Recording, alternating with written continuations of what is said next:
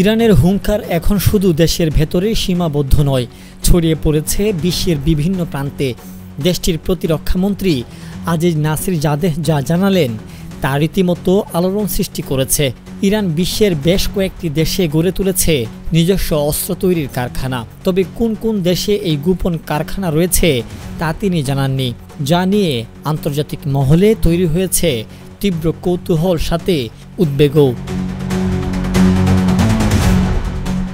এই বিস্ফোরক মন্তব্যটি এমন এক সময়ে এলো যখন ইরান ওমান উপসাগর এবং কাস্পিয়ান উপসাগরে একের পর এক নৌমহড়া চালিয়ে নিজেদের সামরিক শক্তি প্রদর্শন করছে। তবে সবচেয়ে বড় হুঁশিয়ারিটা তিনি দিয়েছেন চিরশত্রু ইসরায়েলকে। নাসিরজাদেহ দাবি করেন, গত জুনের যুদ্ধ যদি আর মাত্র 3 দিন চলত তাহলে ইসরায়েলের পক্ষে কোনো ইরানি ক্ষেপণাস্ত্রই ঠেকানো সম্ভব হতো না।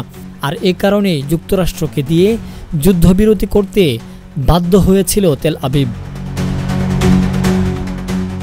তিনি আরও বলেন, ইরান তো সেই যুদ্ধে তাদের সবচেয়ে বিধ্বংসী ক্ষেপণাস্ত্র কাশেম বাসির ব্যবহারই করেনি, যার পাল্লা প্রায় 1200 কিলোমিটার।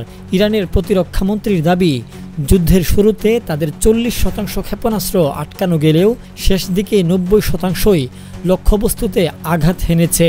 এটি প্রমাণ করে ইসরায়েলের প্রতিরক্ষা ব্যবস্থা ক্রমেই দুর্বল হয়ে পড়েছিল। ইরানের এই আগ্রাসী মনোভাব এবং গোপন অস্ত্র কারখানার তথ্য মধ্যপ্রাচ্যে নতুন করে উত্তেজনার আগুন জ্বালিয়ে দিয়েছে, যা আরেকটি ভয়াবহ সংঘাতের ইঙ্গিত দিচ্ছে বলে মনে করছেন বিশ্লেষকরা। আনোয়ার শাহ, বঙ্গপোস্ট।